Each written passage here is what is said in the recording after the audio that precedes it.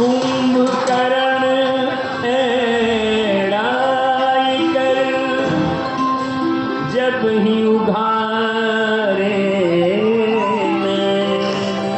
राक्षस लागे भागने रावण मानो मैं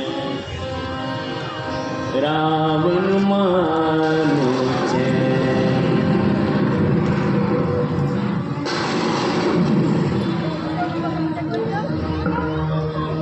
तुम लोगों ने मुझे आज समय में क्यों जगाया? राक्षस कुशल से है ना? क्या लंका पे किसी प्रकार का भय उत्पन्न हुआ है? यदि ऐसा है तो मैं भय को उखाड़ के फेंक दूंगा, पर्वत को छीन लूंगा, अग्नि को ठंडा करूंगा। मुझे लगता है मुझे किसी साधारण दान हेतु नहीं जगाया गया है। अतः मेरे जगाए जाने का सही कारण बताओ। हे महाबाहु, हमें तो देवताओं की ओर से कभी भय हो ही नहीं सकता, लेकिन एक साधारण से मनुष्य से भय हो गया है। हे राजन, उस दुष्ट मनुष्य ने राक्षस राज रावण को युद्ध भूमि में हराकर उन्हें वापस भेज दिया और कहा है कि लंका को चले जाओ। महाराज की जो दशा देवता दैत्य भी नहीं कर सकते थे, राम ने वह कार्य करके उनके प्राणों को संकट में डाल दिया है। क्या कहा? मेरा भैया कितना बड़ा संकट? मैं अभी रणभूमि में जाता हूँ। उस राम को समाप्त करके उसकी सारी सेना का विध्वंस करने के पश्चात ही भाई रावण का दर्शन करूंगा। हे महाबाहु, पहले आप चलकर महाराज रावण के सब बातों को ध्यानपूर्वक सुन ले, उसके पश्चात युद्ध भूमि के लिए प्रस्थान कीजिएगा। ठीक है, चलो।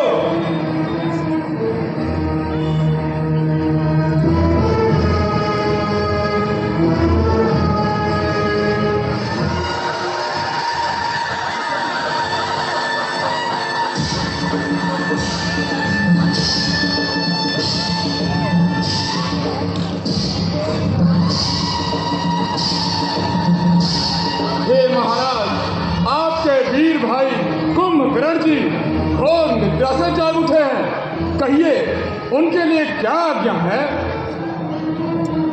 मैं भाई कुंभकर्ण को सभा में उपस्थित देखना चाहता हूँ और उनका यथोचित सम्मान किया जाए। कैसी आज्ञा महाराज?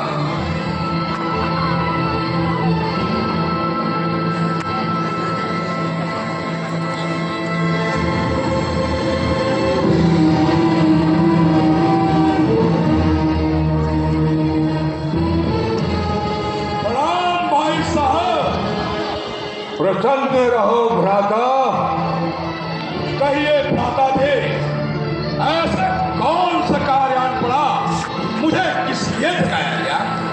वह कौन है जो आपको भय दिखाकर बदलावी बनना चाहता है? भाई, तुम्हारे सोने से लंका की चांदी होती है। जिसको रानी की पदवी हो वह ही अब दासी होती है। ऐसा भी सोना क्या सोना, जीवन सब जाए खाटों में, कट जाए बहन के नाक कान, तुम पड़े रहो खर्राटों में। क्यों गई वहां पर सुपर्णखा? क्या कारण था वहां जाने का? कोई तो कारण ही होगा, बच्चों से नाक कटाने का। इस बेमतलब के झगड़े में लंका की सत्यानाशी है। भाई, अब खूब समझ लेना, अब अपनी पूर्णमासी है। हे राजन, आपने सुपर्णखा के बहकावे में आकर जगत जननी माता जानकी का हरण किया और देवता के समान भाई को देश से निष्कासित किया। यह काम आपने अच्छा नहीं किया। हे वीर, प्रगाढ़ निद्रा में निमग्न होने के कारण तुम्हें सभी बातों का ज्ञान नहीं है। राम ने हमारे कुल का विनाश कर दिया है। अब तो मुझे भी उन दोनों तपस्वियों से भय लगने लगा। हे वीर, तुम सब पिछली बातों को भूलकर तुरंत युद्ध भूमि में जाओ और उन दोनों का वध करके मेरे ऊपर आए हुए संकट को दूर करो। तुम मेरे अनुज हो, तुम राक्षस कुल और लंका की शान हो। मुझे उस साधारण से मानव ने युद्ध में पीड़ित करके वापस भेज दिया। हे भाई, अब तो मुझे केवल तुम्हारा ही आश्रय है। अतएव तुम तुरंत युद्ध करने के लिए जाओ, क्योंकि राक्षसों के सभी प्रमुख वीर मारे जा चुके हैं। भाई, हमारा खजाना भी अब खाली हो चुका है। मैंने आज तक किसी से इतनी अनुनय विनय नहीं की है, किंतु आज तुम्हें युद्ध में जाने के लिए कह रहा हूं। तुम युद्ध प्रेमी हो भाई। लंका में तुम्हारे जैसा बलवान कोई और दूसरा नहीं है।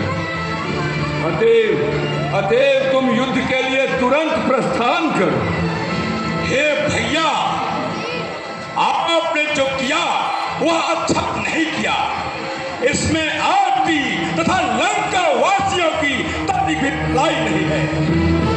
मेरी प्रार्थना है कि आप जगत जननी माता जानकी को लौटाकर श्री राम से संधि कर लें। हे वीरवर, तुम माननीय और आचार्यों और गुरुओं की भांति मुझे उपदेश क्यों दे रहे हो? इस प्रकार भाषण देने से अब क्या लाभ है? इस समय जो उचित है वही कार्य तुम करो।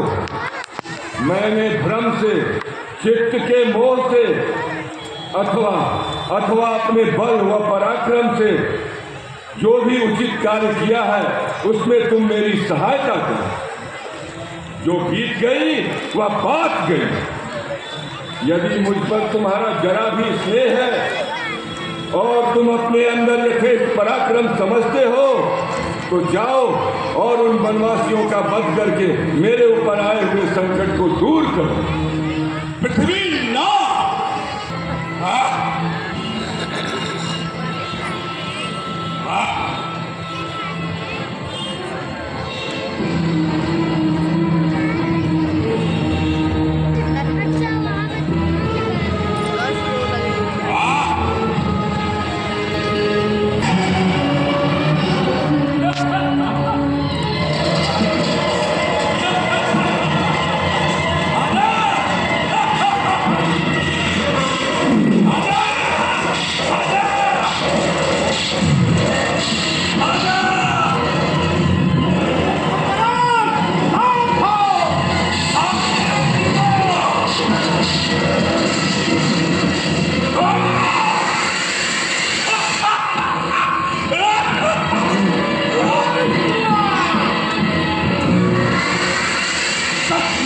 बलशाली है मां, सचमुच बलशाली है।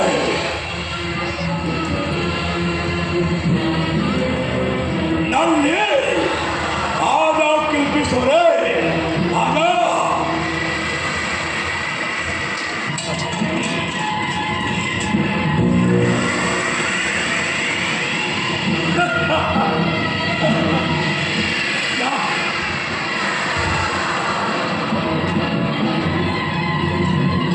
तुम्हें राम अवतरित हो, क्या तुम्हें सूर्य को नंदन हो, रावण से रण रचने वाले, क्या तुम्हें जानकी जीवन हो, यह नीलम हो, श्यामल शरीर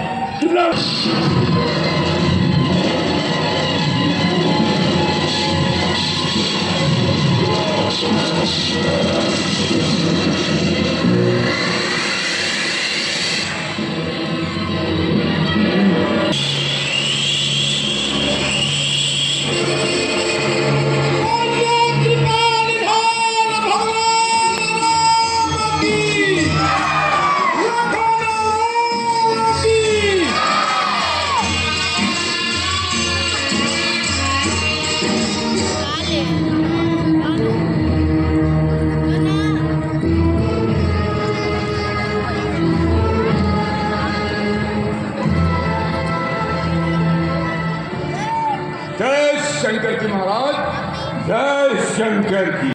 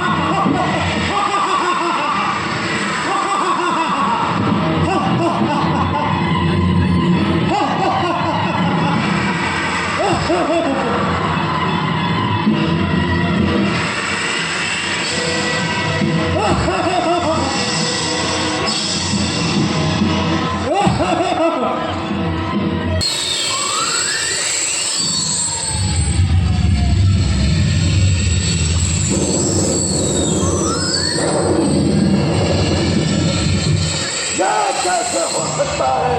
यह असंभव है।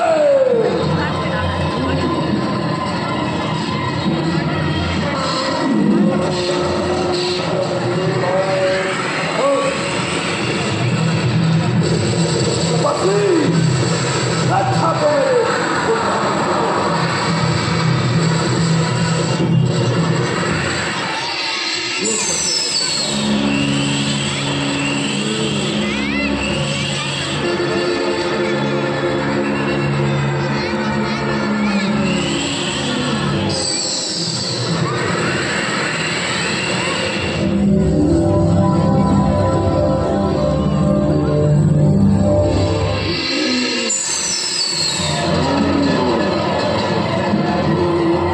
विभीषण ने ही बताया होगा। नहीं पिताश्री, उसका तोड़ तो देवताओं के अतिरिक्त इस संसार में किसी को नहीं पता। तो क्या लक्ष्मण को देवताओं ने बता दिया?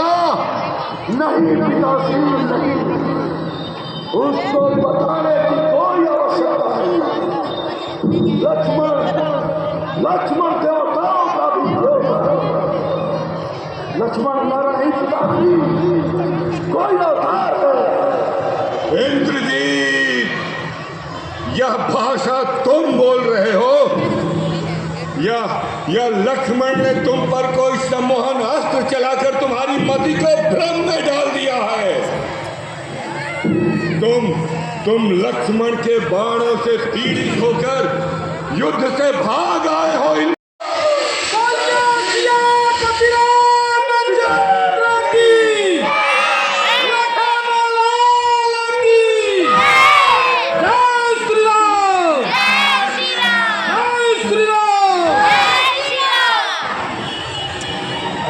आवाज दिखा दो